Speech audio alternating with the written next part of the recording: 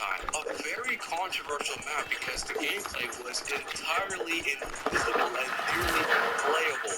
The needs of other famous players like Cornwall seemed more important to RobTop in their eyes. So after their account got hacked, Team Hailstorm posted a very basic announcing the game quit the game. We are not famous enough. Rob doesn't give a So here's what we want to say. RobTop should not just listen to Vibrant and Michigan and stop sucking the more famous guys' ass like a bitch. Their unfinished level, Master Spark, was abandoned, and they haven't made a map since. Not all the damage can be repaired. The passwords for many accounts were stolen and thrown around all over the internet by the hacker during the scandal, and because of that, profiles like Neptune's are probably owned by impersonators. One player named Redulock stumbled upon a vast list of stolen usernames and passwords on Twitter, and on it he saw Timeless Reels profile. That's the guy who made the Lightning Road a very popular Easy Demon. Seeing this, Redulock just took it. Better he have it than some random hacker, right? This same exact thing has probably happened to hundreds of other old accounts. The extent of the scandal's damage is enormous. While it would be easy to pin the entire event on Team Hacks, as it was their exploits and their rogue member who attacked the servers, RobTop does have some blame to share. After all, it was his hilariously vulnerable servers that allowed the attack to happen. If Team Hacks hadn't found the exploits, someone else sure as hell would have. Even after Team Hacks gave advice and offered help to fix up the servers, RobTop was reluctant to act and rejected their support. In his eyes, Team Hacks was a group of kids with nothing better to do. Since the attack, server security has significantly improved. However, we must stay vigilant for potential hackers as we enter update 2.2. Like really, you now know what happened after the last update. Who knows what kind of exploits are just waiting to be abused? Don't forget to use my link to download Raid Shadow Legends and get tons of cool stuff. But anyway, thank you for watching and catch you later. Earn $15 full cash for every $50 spent. Go. Let's play. Off we go. It's like... First of all, it's free to download in the App Store and on Google Play. Then you get online, hang with friends. There's no excuse around the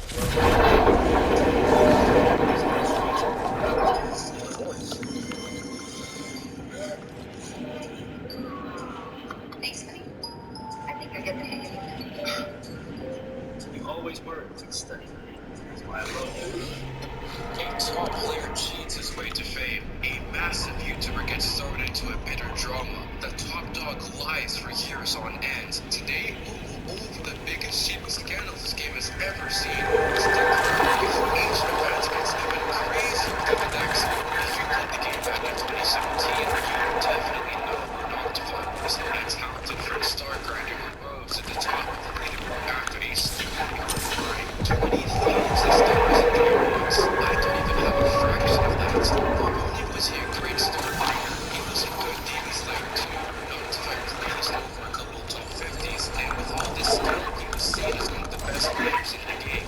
With his #1 spot in place, Noctify would take on his stage and verify the level of Zeph Keel, a collab between him and another French player named Darwin, which had ridiculous timings in wave sections. After a short grind with about 10,000 attempts, he beat it and posted the recording online. Comments poured in, congratulating him on his achievements. Zeph Keel was a top 5 at the time. He never beaten an extreme demon, let alone a top 5. But in the footage that he posted, it suspiciously froze near the end at 92%. This implied he cut the level, meaning he brought 2 recordings of 2 different attempts and edited them together to make it look like it was done in one seamless run. People were secretive when they tried to get away with cuts, but Noctify's video had this massive, obvious black hole at the end, which is just a bit funny to me. Did he not think he had caught with the cut with Zeph Keel? Suspicion grew for Noctify's other achievements, and distrust exploded when he took off Death Corridor. Like Zeph Keel, it was a crazy hard level with iconic wave sections. I mean, pretty as Look fuck. at this. One YouTuber, Tosh Deluxe, couldn't believe that Noctify cleared such a hard path. It made an exposing video. He showed 2 clips of the movers looked very similar, implying that he used There we a go. backer pack. That's a tool that lets you save his clicks on your PC and run it back, basically making the gameplay itself. Tosh would come back again, this time exposing this layout that Noctify claimed to beat. At first glance, it looks legitimate enough. There's no obvious clipping or hacks or anything like that. But just stop and look at how the wave entered the portal over here. When waves enter portals like this, they switch gravity immediately. But here, it's going in a lot deeper than usual. This shows that the portal isn't being used to flip the gravity, and instead, there's a secret. If there's a blue pad there, then there's every other part in the level. It's as simple as sitting there and passing the 0 with the alpha trigger. They usually play a little animation when they touch them, even when invisible. But if you play it on detail mode, this little giveaway is hidden too. And the most damning piece of evidence against this run is the fact that he didn't record his clicks. Noctify never did in any of his completions. Showing clicks is a very easy way to filter out hackers, as it's pretty hard to fake. Like, if I'm showing you a recording of me playing this hard level, it's hard to tell if I was actually playing or not if I didn't show you my clicks too. For all you know, I could just be lounging around, not even touching my mouse, while I'm letting a macro play. The fact that he never showed his clicks was very sketchy. Man, this Tosh Deluxe guy sure is doing a great job exposing Noctify. Wouldn't it be funny if he got exposed for his own actions?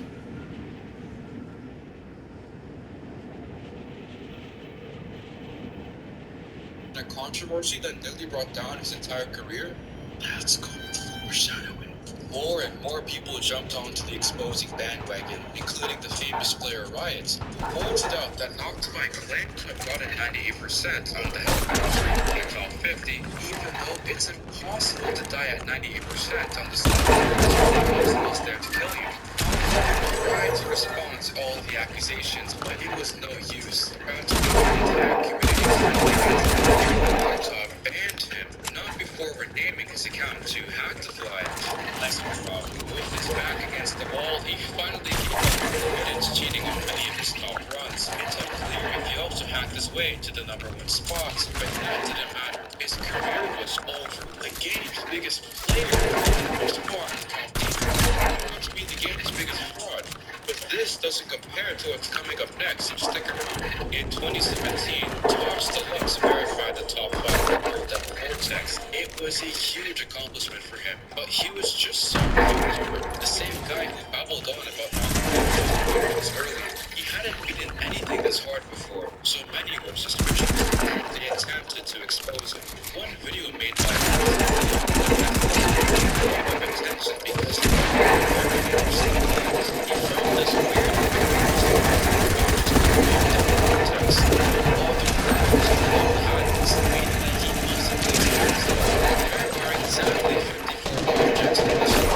That's a very interesting number, as after poking around in the level, the found that there were 54 plates in some of the hardest parts of Double Vortex, meaning you can place gravity pads and portals to pretend you're clicking, like what did in that layout we covered earlier. Bethesda theorized that Tosh used 54 pads to create ports and recorded himself beating the level before posting it to the servers. He went back to the pads and portals and placed them in the structure to balance the object to make the suspicious was happening. Tosh posted a response to this video claiming innocence. After all, his achievements were verifying the top 5. The rest is proof is full of assumptions. He was assuming that Tosh modded certain parts, even though there's really no proof of him doing it. The 54 object thing was just a very smart guess, not something that can hold up in court. Tosh then said that the saws were simply decorations that he used above the level. Double Vortex was originally a much easier demon before it was given to him. This is a bit weird though, because there were already decorated saws that were left behind by the level creators. He could have copied and pasted them wherever he saw fit.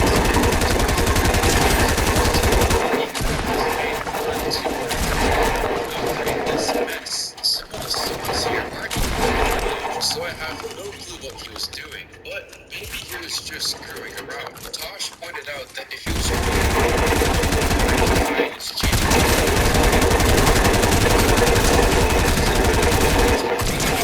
stacks of decorations on top of each other, this is way too obvious. To build trust, Tosh did some runs on the level with clicks. All his older recordings were without him, so this added some legitimacy to his defense. Though Nepesta would come back a few weeks later, and this time he brought the help of other top players to expose Tosh. They repeated their accusation of him automating some parts of Level Vortex, but they had another piece of evidence against him, this one being much stronger. Look at this recording of Tosh playing an older version of the level. Can you spot what's wrong here? Well, look, these picks are way too consistent. In fact, they align to the pixel. When players are doing similar parts in the actual level context, their waves are much more variable. There's definitely something going on here. It can't be gravity portals or pads, as Tosh was playing on high detail mode, and we'd be able to see their animations. So it's likely that he used a macro hack to look in his way. This shows that he 100% had the older version of the Vortex, and with this loss of credibility, he probably cheated the actual version or some of his other regional achievements too. We could never know for sure, as he did with clicks, so it would be of his runs. Regardless, this controversy brought in some of the biggest names in the community, and I find it funny because the guy who spearheaded Nocturne's disposal was then getting exposed himself. How you feeling? It looks like you're loving the video. If so, that's wild. Then when I go to the video, be like, oh, so you didn't want to say hi to me. But anyway, let's head into the biggest seeding scandal this game has ever seen. Enjoy the rest of the video. Many are blessed with amazing art skills, and others with prime athletic ability. But for Space UK, a British Geometry Dash player, it seems like he was given incredible genius skills that he'd beat the code, an easy demon. But in just a few months, he worked his way up to Lazaretta, a level 20, beating as his 4th ever demon, and he continues to remain a top 3 level as his 5th demon. So of course, this legitimacy considering how fast he worked to actually be able to take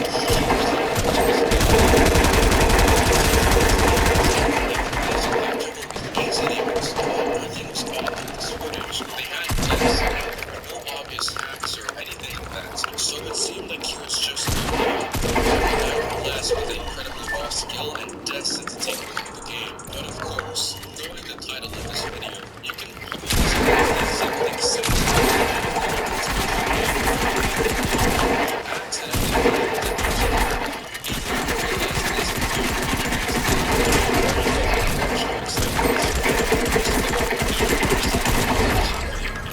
Thinking that if he got caught, he'd just give up and quit. But miraculously, he hadn't. Modern cheat detecting tools like Hitbox View didn't exist, so it was hard to spot equipment such as and on top of that, he had been consistently posting 100% legitimate progress on his levels, so he built up a lot of trust in his sellers, but he's actually got away with it.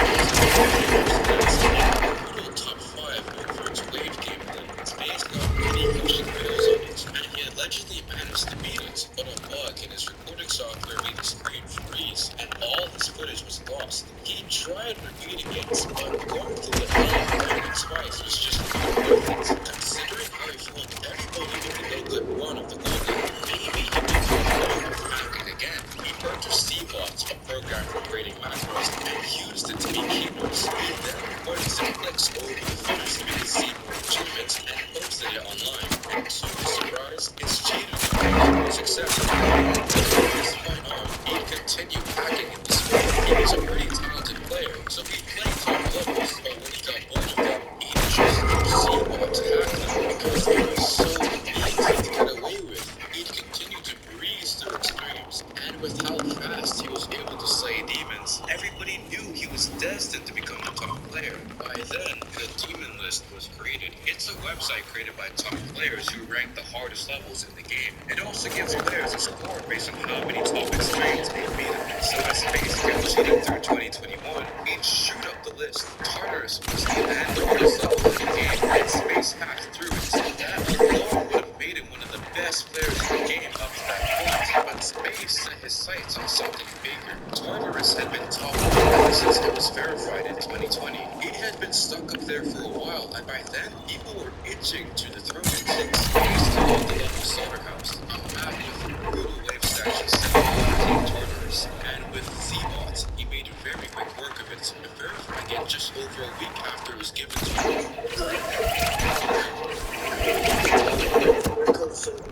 Three other contenders for the top spot were verified around the same time, but Slaughterhouse won over all of them. The story with this level, Hard Machine, is pretty funny, as the verifier desperately wanted to one day have the top spot. He beat the level months before Slaughterhouse was verified, and it was definitely harder than Tartarus, but Space UK downplayed its difficulty, and because his opinion as a top player carried a lot of weight, he placed number 5 instead, even though he probably didn't even play much of the level.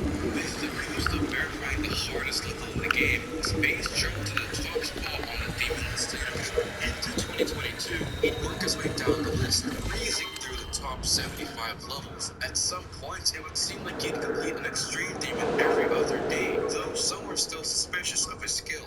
As Slaughterhouse was being verified, a player named Polo made a video in which he dug through Space's recording and pointed out some suspicious click delay in it. Though his findings were 100% legitimate, he wasn't taken seriously. Space UK was the top dog, and because Polo was attacking the community's hero, he was disliked, bombed, made fun of, and pushed out of the community. By mid-2020, Space completed the entirety of the top 75 the second ever person.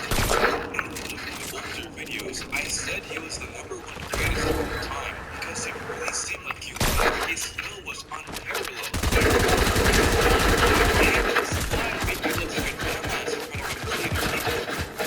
Space. From this point on, his activity grew. In the summer of 2022, he didn't list all his videos, and he removed his account on the Demon List, leaving his top spot to be taken. He apparently did this to focus on becoming a pro player, but in fact, he probably just felt guilty